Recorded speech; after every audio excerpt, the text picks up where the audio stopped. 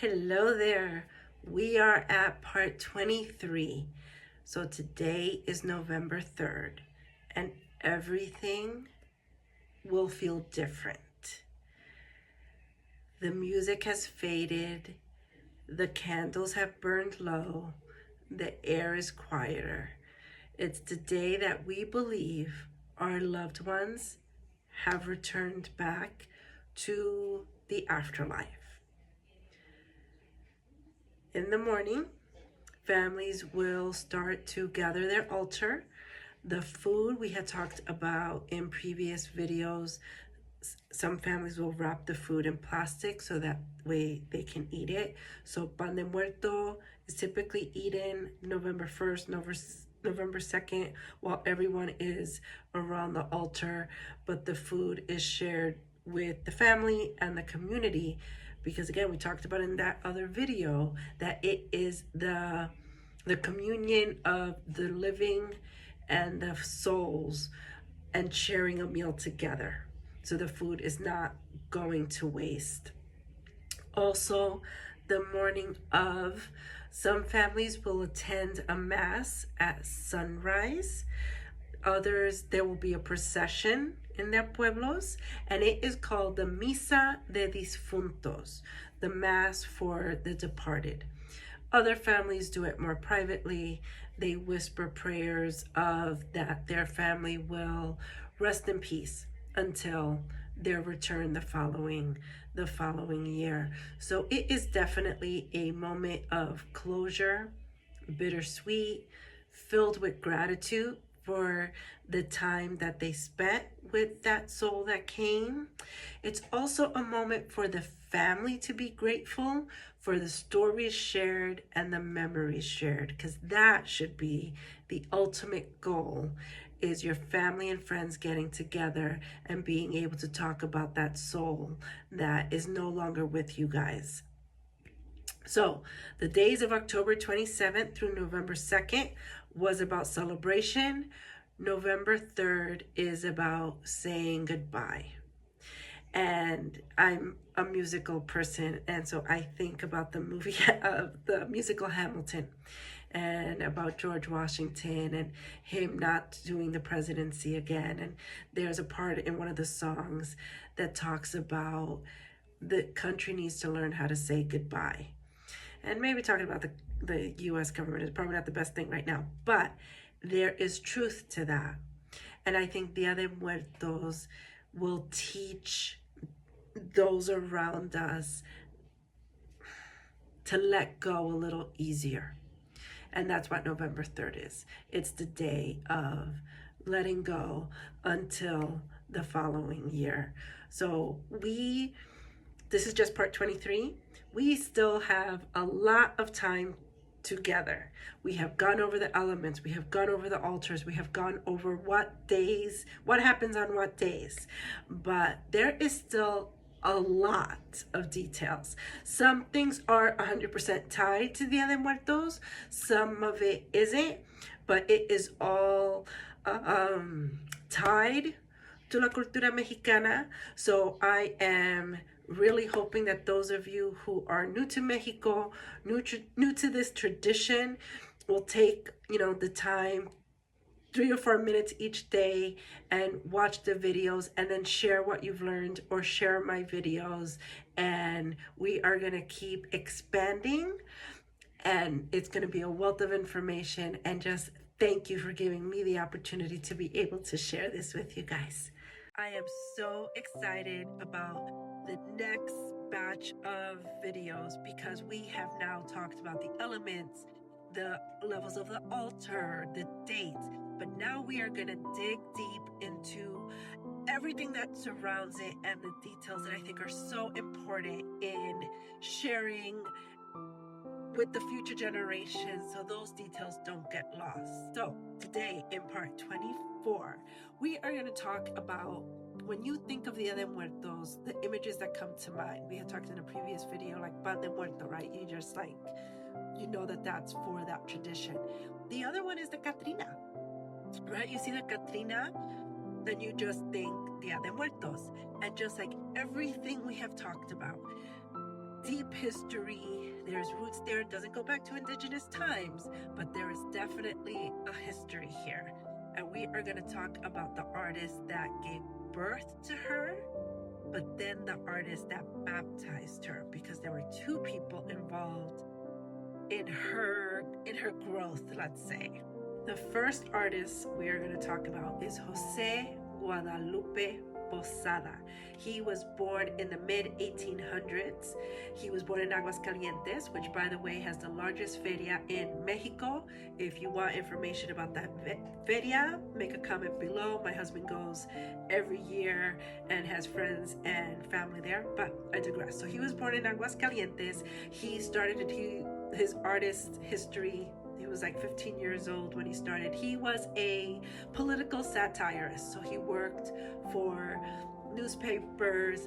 This book, you can order it online, has about 400 of his artwork. If you are an art buff, it is definitely worth getting. And if you really want to go down the rabbit hole, the person who inspired him was from Mexico City, and he also has a book, and his name was Manuel Manilla, and he was the one who inspired Posada. So Posada, in his work with the newspapers, a lot of his sketches or illustrations of calaveras was a way to mock society, because during this time, he died in 1913. So during this time, there was this shift of the very rich and the workers.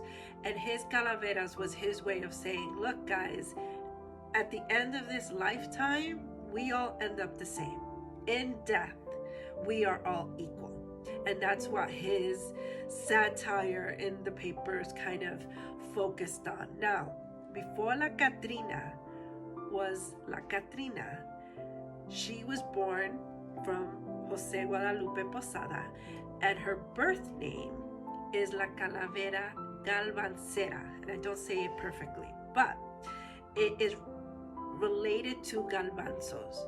So the people who cosechaba and sold galvanzos, they tried to kind of erase their indigenous roots, the color of their skin, and they tried to act more like the higher society and act like the Europeans, dress like the Europeans.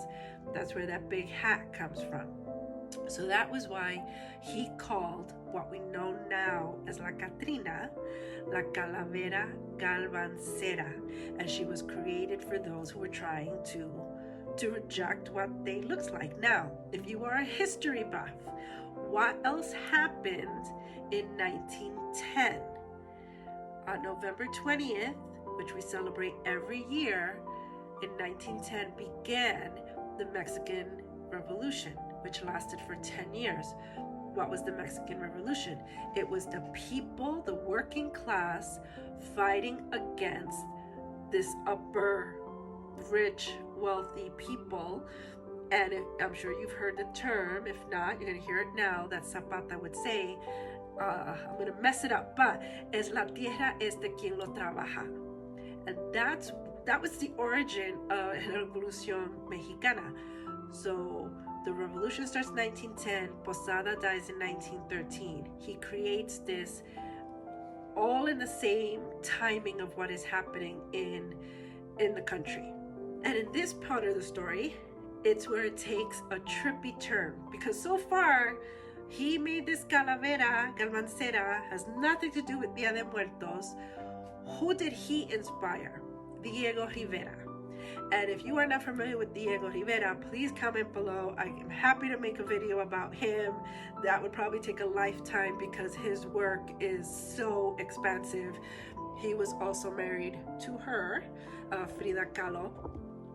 And if you've paid attention, there are millions of images of Frida Kahlo as a calavera, and that is not a coincidence. So Diego Rivera created a mural in 1947. So again, Posada dies in 1913. He had inspired Diego Rivera in 1947. He makes a mural for a hotel. The name escapes me, but the hotel was in the Alameda Central, which is next to the Palacio Bellas Artes in la Ciudad de Mexico. In my profile, if you scroll down a bit, you'll see a video about Palacio Bellas Artes. So he makes this mural for this hotel, this mural right here. Next to the Calavera is Posada, and right next to the Calavera is also Frida, and in front of Frida is Diego as a young boy. So let's say 30 years younger, we're gonna put him at. So he is putting himself in the image of when he was inspired by Posada, which again, I think is so fascinating. Now, in this mural is where Diego Rivera now calls La Calavera Gabalcera La Catrina. The phrase Catrina comes from Catrin, which if you played Loteria, you know it is the elegantly dressed man. That is where the name Catrina comes from. So Posada gave her the bones, Diego Rivera gave her her name. And I love this stuff and I love sharing it. The other trippy part, this is more historical than anything else, the hotel was destroyed during the earthquake of 1985, September 19th, 1985. And if you live in Mexico, you know that you got a little alert on your phone on the 19th about earthquakes. So it was a big earthquake in that year. That hotel was damaged. It was then demolished. Pieces of that mural, it was restored, and it now has its own museum in Ciudad de Mexico of the murals of Diego Rivera. So you can still see that mural. The other interesting thing also has nothing to do with Día de Muertos, but Palacio de Bellas Artes, no damage to it. It still stands there as beautifully as it did. I think it's over 100 years old now. Okay, so what happened to Posada? He died at 61. He did have a wife and a son, the son that had passed away, and so he became an alcoholic. And so he was born poor, and he unfortunately died poor. And he died never imagining that one of his drawings would become so tied to such a cherished tradition in Mexico of Dia de Muertos. So please share, follow, because the next video we are going to delve deeper on how La Catrina became the queen of Dia de Muertos, and this is the kind of information that I want to get out to as many people as possible. So thank you for following along. She's elegant, powerful, and impossible to miss. The Queen of Dia de Muertos. Welcome to part 25 of our series. If you missed her origin story, click in the caption for part 24 because La Catrina was not originally created for Dia de Muertos. In the late 1950s, Mexico began promoting the holiday as a cultural tradition. It had already blended with its indigenous roots, and everyone just started to adopt La Catrina because she embodied death with a touch of humor, but still elegant. This skeleton still reminds us that in the end, we're all the same. But her European-style clothing was originally a satire that we talked about in the last video, and it's mocking the wealthy. Just like the chinelos with their mask, with their beard, they're poking fun at the Spanish. And some of her most distinct features are the wide-brimmed hat, her gown is long and elegant, and by the 1980s, she was everywhere. And eventually there were massive processions all through Mexico. Puerto Vallarta holds the Guinness World Record for the tallest Catrina in the world. I believe it's 3 years in a row now. San Miguel de Allende, Guadalajara, Ciudad de Mexico, and others, they all host parades just for her. Places like Valle de Guadalupe dedicate entire events to her. So starting tomorrow, I'm going to start doing 2 videos a day, one with history and one with the current celebrations and what states they're in.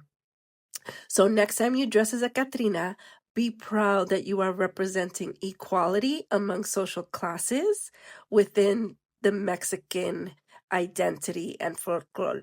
So share this video with someone who needs to learn more about Dia de Muertos and everything attached to it.